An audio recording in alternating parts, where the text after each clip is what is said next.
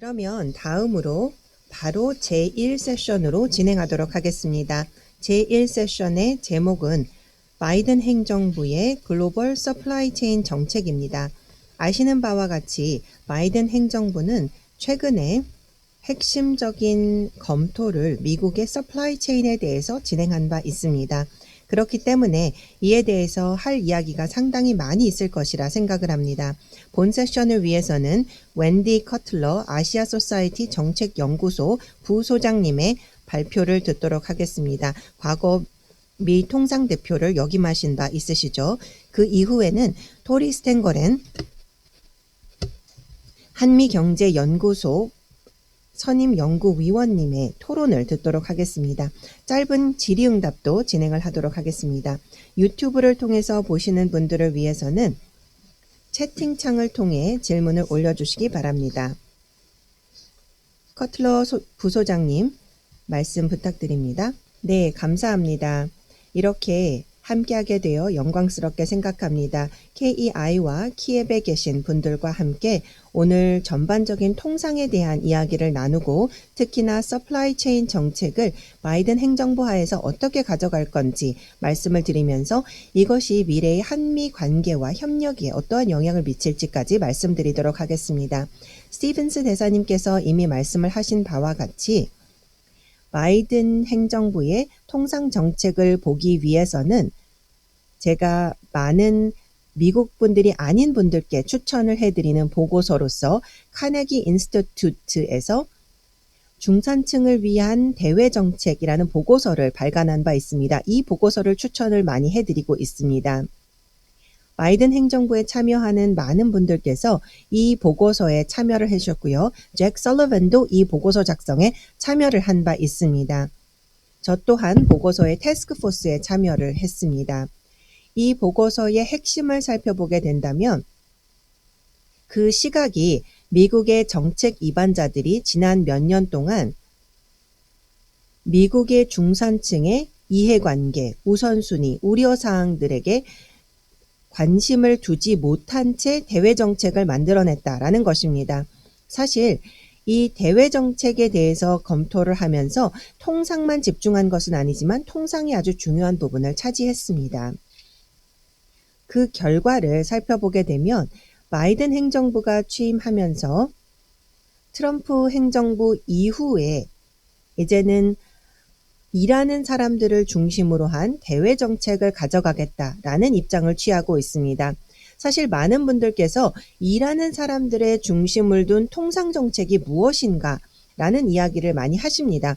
보호주의 정책인 것인지 이것이 구체적으로 어떠한 목표로 이어질 것인지 또한 미국의 동맹들과 파트너들에게는 어떠한 의미가 있는지 질문들을 많이 하십니다.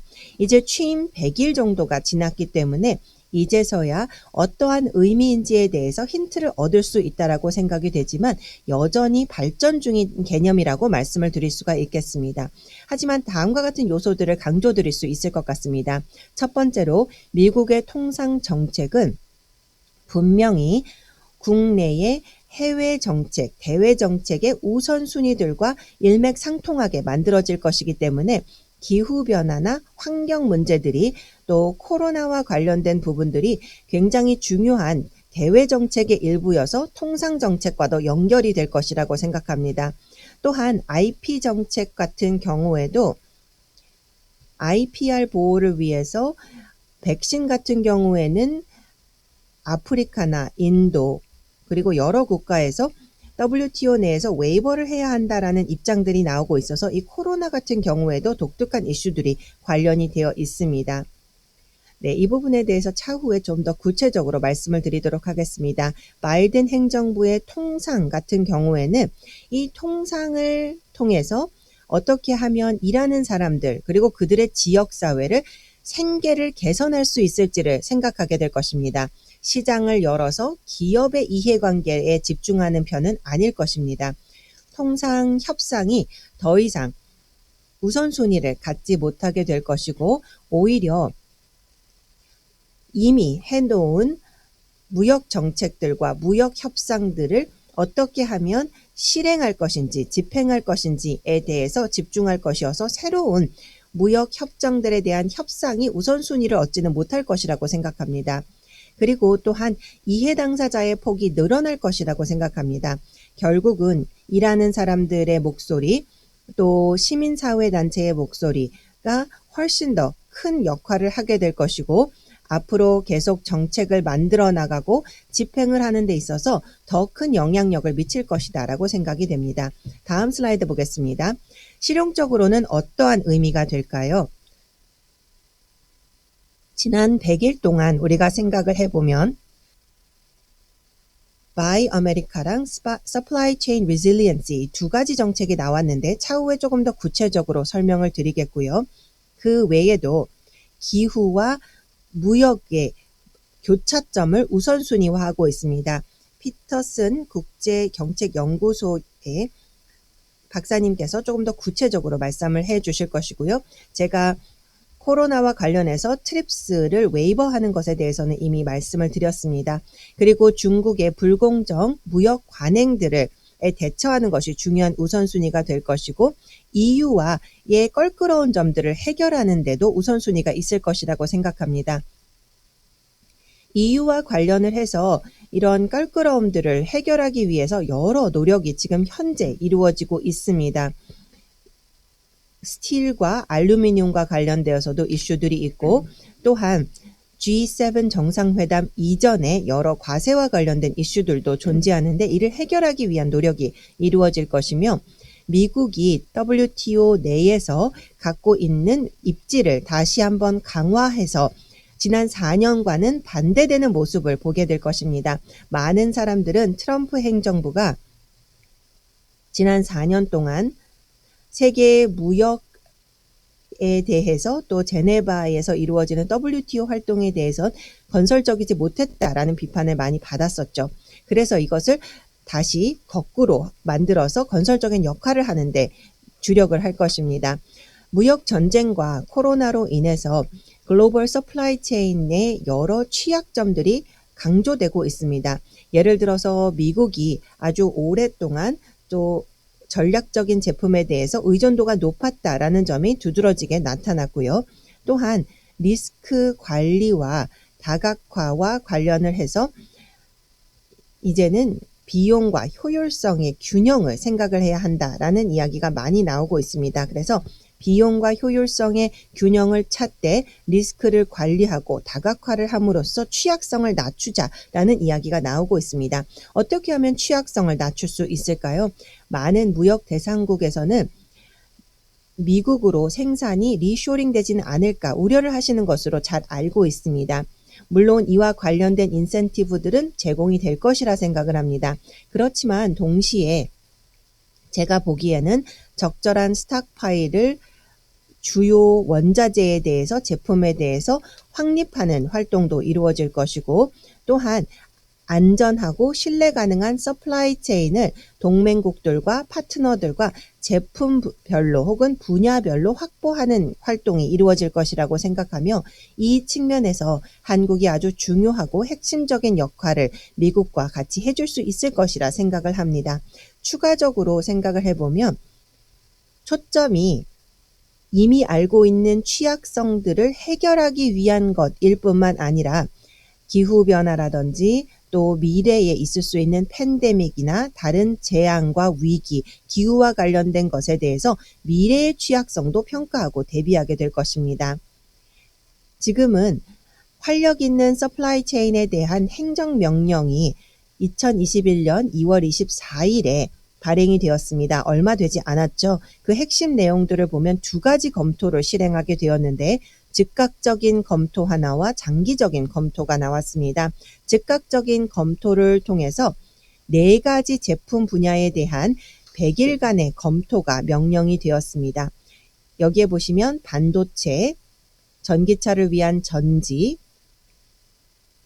일부 제약과 또 활성 제재, 그리고 핵심적인 광물들이 포함이 되어 있는데 희토류가 여기에 포함이 되어 있습니다. 앞서 김 박사님께서도 말씀을 해주신 것으로 기억을 하는데요.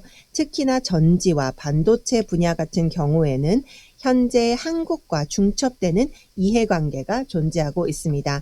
행정명령을 보면 또 1년짜리 검토를 명령하고 있는데 교통, 에너지, 국방과 관련된 산업 기반, 식품, ICT 등에 대한 6개 분야를 검토할 것으로 예상이 되고 있습니다. 이것은 조금 더 장기적인 검토가 될 것으로 예상이 되고 있으며 이 검토의 결과는 내년에 되어서야 나올 것입니다. 그렇지만 100일 검토 같은 경우에는 제가 잘 계산했는지 모르겠습니다만 다양한 관련 기관들이 이 4개의 제품에 대해서 검토를 하고 권고사항을 제가 알기로는 6월 초에 백악관에 보고를 하도록 되어 있는 것으로 알고 있고 그 이후에 백악관에서는 이 검토를 바탕으로 해서 이 4개 분야에 대해서 어떠한 대응을 할 것인지 이를 통해서 이 4개 분야의 서플라이 체인의 회복력을 어떻게 강화할 것인지 발표할 것으로 예상이 되고 있습니다. 다음 슬라이드 보겠습니다.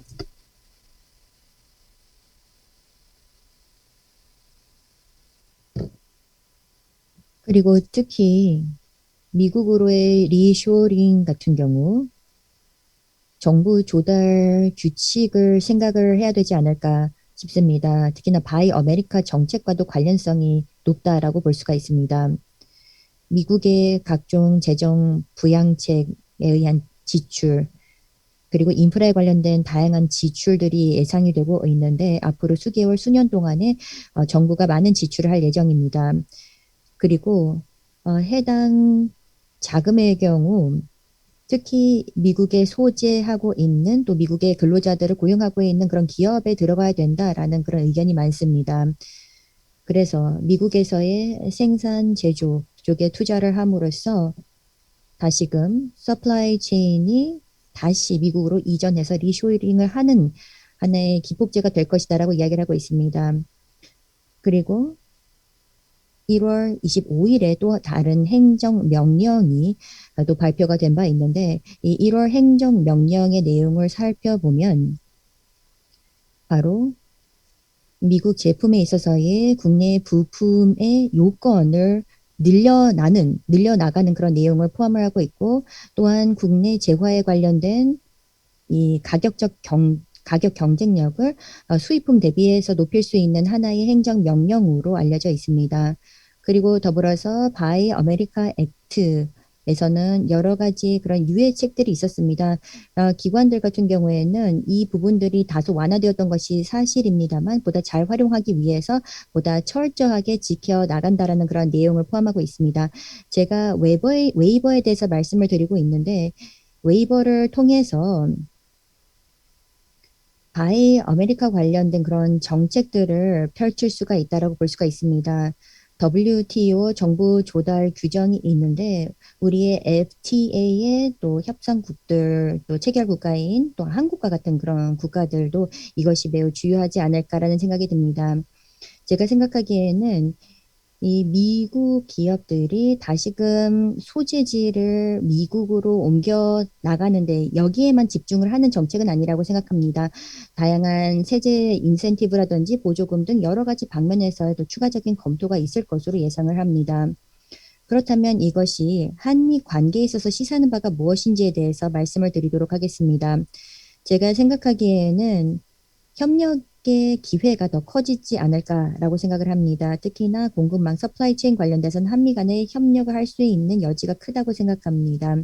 이 양자 협력에 있어서는 여러 또 낙관할 수 있는 요소들이 있습니다. 공유하고 있는 가치들과 또한 목적들도 또 목표들도 있습니다만 이와 더불어서 반도체의 공급 부족 문제, 전자 또 자동차 산업에서의 반도체 부족 문제에 있어서도 우리가 같이 이해를 하고 있다라고 알고 있습니다. 그리고 한미 그런 FTA 같은 경우에는 뭐 공급망 자체에 대해서 직접적으로 명시하고 있지는 않습니다만 무역 촉진이라든지 장벽을 제거하는 그런 내용들을 포함을 하고 있기 때문에 한국과 미국이 긴밀한 협력을 할 수 있는 특히나 서플라이 체인 관련된 긴밀한 협력을 할 수 있는 하나의 기제가 될 수 있다고 생각합니다. 이 공급망 협력 관련돼서는 문 대통령과 또 이 바이든 행정부의 또 고위 관리들 사이에서 다양한 또 논의가 있었던 것으로 알고 있습니다. 외교 장관과 또한 또 보좌관 또 수석들 간에 다양한 논의가 있었던 것으로 알고 있는데 더불어서 문재인 대통령의 국빈 방문을 통해서 공급망 관련된 다양한 구체적인 산출물들이 도출될 수 있다고 생각합니다. 그리고 최근에 스가 국빈 방문도 있었습니다만 그 당시 일본과 미국의 공동 성명의 내용을 살펴보면 전략적인 공급망에 대한 파트너십을 맺겠다. 특히 반도체 관련돼서 다양한 협력을 하겠다라는 그런 내용이 나와 있습니다. 따라서 문재인 대통령과 바이든 행정부의 공동 성명에도 관련된 내용이 포함되지 않을까라는 생각이 들고 그 이상까지도 가능하다고 생각합니다. 협력 관련돼서 보다 구체적인 내용들이 포함될 수 있다라고 보고 있습니다. 네, 슬라이드 2장 남아 있습니다. 이어서 발표 드리겠습니다. 또 더불어서 신뢰할 수 있는 또한 안전한 공급망을 우방과 동맹국과 파트너 간에 구축을 해야 된다라는 이야기가 많이 나오고 있는데요. 이것이 과연 어떤 의미인지, 즉 신뢰할 수 있는 서플라이 체인의 모습은 어떠한지에 대한 많은 궁금증이 있습니다. 그래서 저는 여기에서는 여러 가지 가능성들이 있다고 생각을 합니다. 광범위하다고 볼 수가 있겠습니다. 협력의 노력의 모습은 다양한 모습을 띌 수가 있습니다. 예를 들어서 단순한 투명한 정보 공유 로 풀이할 수도 있겠습니다만 다른 한편으로는 공동 생산이라든지 공동의 R&D까지도 포함할 수 있다고 생각합니다. 그리고 또 서플라이 체인 중에서 어느 단계는 누가 맡을지에 대한 보다 구체적인 사항들까지도 공유하는 내용들이 포함될 수 있다고 생각합니다. 그래서 가능한 요소들로 제가 한번 정렬해 보았습니다. 정보 공유가 그 중에 하나인데 그것과 더불어서 다양한 취약점이라든지 병목을 완화하기 위해서 논의하는 내용들도 포함이 될 수가 있다고 생각합니다. 더불어서 잠재적인 공급 부족에 대해서 사전에 미리 대비를 함께 할 수 있다고 생각합니다. 또 R&D와 또 생산 관련돼서 다양한 생산 단계별로 조율 및 협력이 가능하다고 생각을 하고 물류와 또 수송 면에서의 조율도 가능하고 소위 말하는 그린 레인을 구축을 해서 공급망의 원활화를 다질 수 있다고 생각합니다. 그리고 각종 통상과 무역 장벽을 제거를 하는 것이거나 민간 부분을 참여시키는 것 그리고 양국 간의 이니셔티브를 필두로 하여서 서플라이 체인에 함께하고 있는 다른 국가들로 이것을 확대 보급하는 것도 하나의 가능성이 있는 요소가 아닌가라고 생각을 합니다. 따라서 서플라이 체인 관련된 협력이라 하면 다양한 요소를 뗄 수가 있고 이것은 뭐 여러 정부에 있어서는 새로운 개념이기 때문에 여러 가능성이 열려 있다라고 생각합니다. 자, 마지막 슬라이드입니다. 몇 가지 맺는 말씀으로 마치도록 하겠습니다. 바이든의 통상 정책은 바로 노동자와 또한 지역사회를 위한 다양한 방편들을 마련을 하는 것입니다. 아직은 진행 중이다라고 봐야 될 것 같습니다. 어떠한 의미가 있는지에 대해서는 보여지는 부분들도 있긴 하겠습니다만 수개월 동안에 조금 더 구체화될 것이라고 생각을 합니다. 바이든의 통상 정책의 경우에는 또한 국내 우선순위와 밀접하게 관련되어 있습니다. 기후변화라든지 또한 회복력이 있는 공급망 또한 코로나로부터의 회복 등의 그런 국내적인 어젠다와도 밀접하게 관련이 되어 있습니다. 그리고 이런 회복력이 있는 공급망을 구축을 제대로 하기 위해서는 리쇼링과 또 우리 우방과 파트너 국가들과 협력하는 거에 적절한 균형점을 잡는 것에서 출발한다고 생각합니다. 한국의 경우에는 신뢰할 수 있는 이런 공급망 이니셔티브에 있어서의 매우 이상적인 파트너라는 점을 말씀드리고 싶고요. 또한 문 대통령의 국빈 방문을 통해서 협력을 이렇게 중요한 분야에서 공고히 하는 좋은 계기가 될 것으로 판단이 됩니다. 감사합니다. 대단히 감사합니다. 발표 감사합니다. 부소장님. 그러면 지금부터 마이크를 뮤트해 주시고 이제 토론자의 마이크만 켠 채 진행을 하도록 하겠습니다. 스탠게런 님의 토론을 듣도록 하겠습니다. 네, 대단히 감사합니다. 네, 부소장님 훌륭한 발표 감사드립니다. 바이든 행정부의 통상 정책에 대해서 많은 것들을 말씀해 주셨고 또 중산층과 관련해서도 잘 연결을 시켜주셔서 감사합니다. 이 발표를 바탕으로 해서 통상에 대해서 조금 더 말씀을 드리고 조금 더 폭넓은 이슈들을 살펴보도록 하겠습니다. 사실 중산층과 관련을 해서 이야기를 나누면서 통상을 구체적으로 이야기를 하지 않는 경우가 많은데 한번 연결을 할 수 있는 R&D라든지 인프라 쪽에 대해서도 연결을 해서 말씀을 드려보도록 하겠습니다. 가장 먼저 서플라이 체인이 팬데믹 동안에 어떠한 성과를 냈는지 또 어떠한 상황이었는지 살펴보도록 하겠습니다. 미국 같은 경우에는 식품이라든지 화장지의 부족 현상을 초기에 겪기도 했고요. 또 팬데믹이 계속 진행이 되면서 조금 더 구체적으로 반도체에 대해서도 가상의 세상에서 많은 참여를 하면서 노트북도 더 많이 사고 게이밍 시스템도 더 많이 사고 PC도 더 많이 구입을 했기 때문에 반도체에 대한 수요가 어마어마하게 늘어나는 것을 볼 수가 있었죠. 현재의 캐파로 충족할 수가 없었고 아직도 완전히 충족하지 못하고 있는 상황입니다.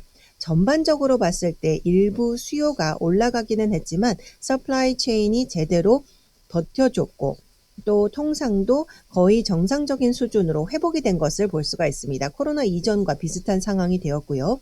뿐만 아니라 일부 상품들, 예를 들어 화장지 같은 경우에는 코로나 이전에 캐파가 93% 정도 가동 중이었고 코로나 이후에는 99%까지 가동이 올라갔습니다. 이러한 이슈들을 바이든 행정부에서 다루어야 할 것입니다.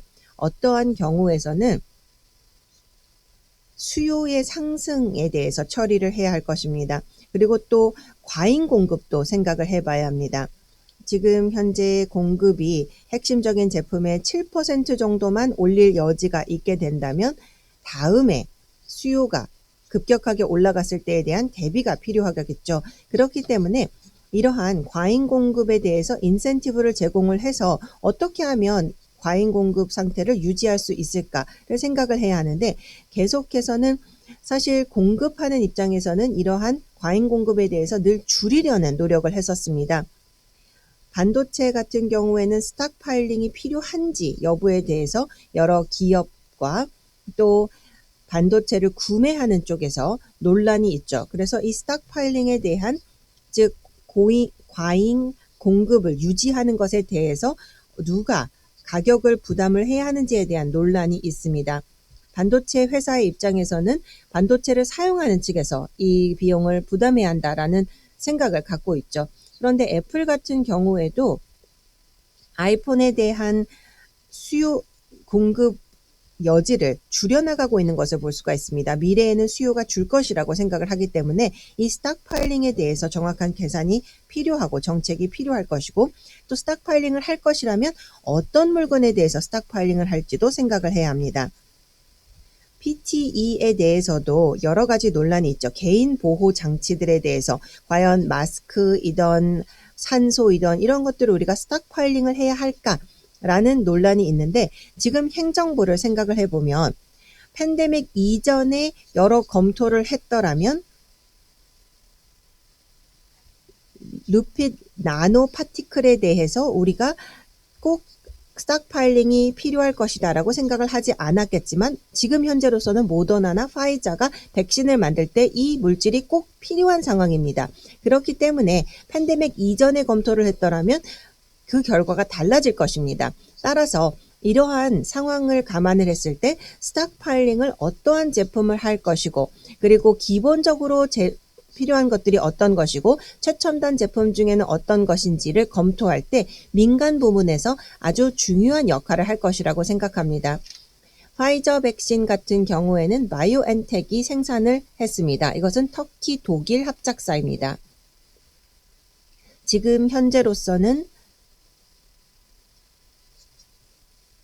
현재 바늘의 공급이 부족한 상황입니다. 백신을 맞기 위해서는 이 바늘이 반드시 필요하죠. 근데 미국 같은 경우에는 이 바늘이 지금 현재 부족한 상황입니다. 한국 같은 경우에는 특수 바늘을 판매하고 있는 기업이 있습니다.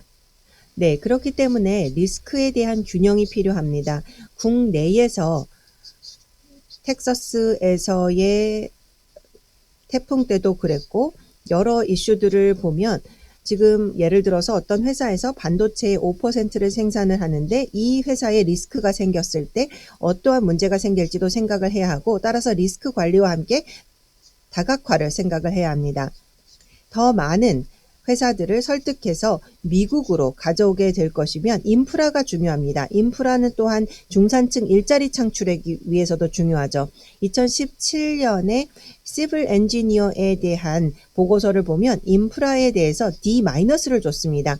전체 고속도로의 20%가량이 상태가 좋지 않고, 그리고 그렇기 때문에 미국인들의 연비가 떨어지고 있다고 합니다. 그래서 지금 전반적으로 봤을 때 3조에 대한 로스가 있고, 또 이 2조는 수출과 관련되어 있고 1조는 수입과 관련되어 있는 로스가 되겠습니다. 이런 것들이 인프라를 강화하면 상쇄될 수 있는 부분인데, 이 인프라 부분이 미국이 부족한 상황입니다. 바이든 행정부의 일자리 창출 계획 같은 경우에는 15만 개의 일자리를 여러 도로공사, 그리고 2만 개의 일자리를 공항 건설과 관련해서, 또 농어촌 지역의 인터넷 공급을 통한 일자리 창출, 그리고 또 지금 50만 개의 충전소, 전기차 충전소를 계획하고 있습니다. 이 모든 계획들이 분명히 더 미국의 경쟁력을 강화하게 될 것입니다. 서플라이 체인의 활력을 도모하기 위해서는 R&D가 중요하다고 생각이 됩니다. 새로운 기술들이 있어야만 서플라이 체인이 발생할 수가 있게 되는데, 기술이 발전하면서 서플라이 체인이 생겨나게 되고, 그리고 생산성이 더 좋아지면서 서플라이 체인이 활대될 수가 있습니다. 미국 같은 경우에는 현재 중국이 많은 서플라이 체인의 핵심적인 부분을 차지하고 있는 상황이고, 미국에서 하이텍 제품을 만들 때에도 예를 들어서 광물이라든지 이러한 것들에 대해서 중국에 대한 의존도가 높습니다. 이것을 바꾸기 위해서는 R&D를 진행을 해야 할 것입니다. 미국도 R&D에 대해서 중국보다 앞서 있지만 중국이 아주 빠르게 따라잡고 있고요. 2018년부터 2019년까지도 계속해서 미국도 성장을 하고 있지만 60년대 대비해서 지금 R&D와 관련된 GDP의 부분이 점점 줄어들고 있는 것을 볼 수가 있습니다.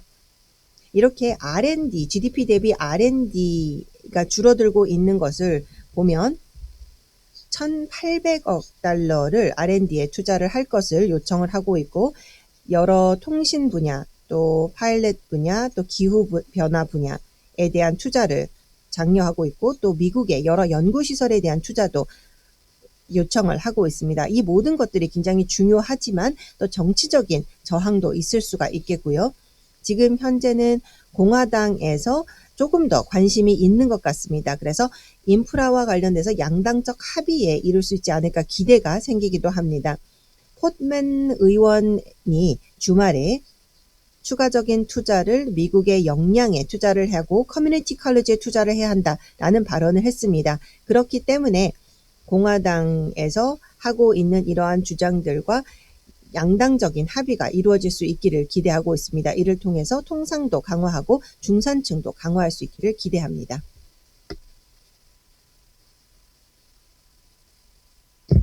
네, 토론 말씀 감사합니다, 국장님. 네, 이번 세션 관련돼서 몇 가지 흥미로운 질문들을 받았습니다. 유튜브와 이메일을 통해서 질문을 받았습니다. 따라서 네, 연사 또는 토론자께서 질문에 대해서 답변을 해주시면 감사하겠습니다. 아무래도 시간 관계상 제가 모든 질문들을 드리지는 못할 것 같습니다. 이 중에서 한두 개 정도의 질문을 드리도록 하겠습니다. 첫 번째 질문은 마이크로칩 온쇼링 이니셔티브에 대한 내용입니다. 이 마이크로칩 온쇼링 사업을 통해서 GM, 포드와 다른 기업들이 도움을 받을 것이다. 칩을 필요로 하는 기업들에게 수혜가 갈 것이다라고 이야기를 하고 있는데요. 그렇다면 미국의 마이크로칩을 제조하는 미국 회사가 GM, 포드가 필요로 하는 그런 칩을 생산을 할 때 보조금이 제공이 된다면 그렇게 할 가능성이 높은지가 궁금합니다. 그리고 또한 그 미국 마이크로칩 생산자가 만약에 특정 기업을 위해서 생산을 하게 될 경우 가격 책정이라든지 생산 결정은 어떻게 하게 되는지가 궁금합니다. 왜냐하면 특정 기업들에게 의존하게 될 가능성이 높기 때문에 여쭤봅니다. 네, 관련돼서 몇 가지 말씀을 드리도록 하겠습니다. 어떻게 보면 가장 공급망 관련돼서 직접적으로 연관성이 있는 즉각적인 사안이 아닌가라는 생각이 듭니다. 바로 반도체 칩이 전 세계적으로 공급이 부족한 상황을 우리가 모두 잘 알고 있고 이것은 미국과 유럽과 아시아의 자동차 회사들이 모두 다 직면하고 있는 과제입니다. 다시 말해서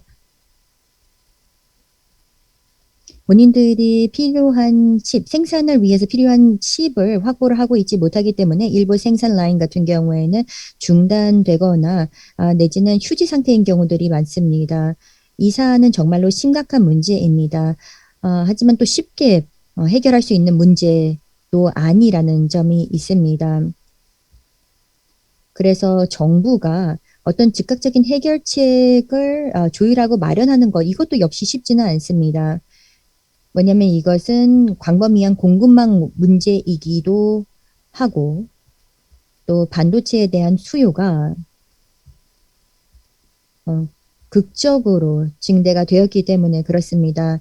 여러 중국 기업들 중에서도 이런 서플라이 체인 관련돼서 소위 말하는 프런트 로딩을 함에 따라서 이런 공급에 차질이 빚어진 부분들도 있습니다. 그리고 또 아이폰에서 사용할 수 있는 반도체 칩이 사실상 자동차에서 사용할 수 있는 칩과는 동일하지가 않다는 점입니다. 그래서 이 사안 같은 경우에는 이 해당 칩을 전자 쪽으로 보내는 것이 아니라 자동차 쪽으로 돌려라라고 할 수 있는 그런 단순한 문제가 아닙니다.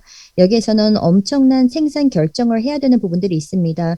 뭐 새로운 공장을 신설을 한다든지 내지는 특정 국가에 있는 그런 칩을 다른 국가로 또 돌려서 사용을 한다든지 등 여러 가지 사안들이 복잡하게 얽혀 있는 그런 문제이고 또 정부 입장에서도 매우 심각한 문제라고 생각을 합니다. 그래서 만약에 어떤 해결책을 모색을 하고자 한다면 협력을 해야지만 가능하다고 생각합니다. 주요 반도체 공급 업체, 즉 대만과 또 한국의 주요 반도체 공급 업체와 또 미국의 민간 부분과의 협력을 통해서만 해결책이 가능하다고 생각합니다. 여기엔 물론 칩 회사와 또 자동차 회사가 포함이 된다라고 볼 수가 있겠는데 다시 말해서 민간 부분이 중요한 역할을 맡아서 수행해야 된다고 생각합니다. 정부들이 어떻게 즉각적으로 이것을 해결할지는 저도 아직은 확실치가 않습니다. 네, 감사합니다. 부소장님.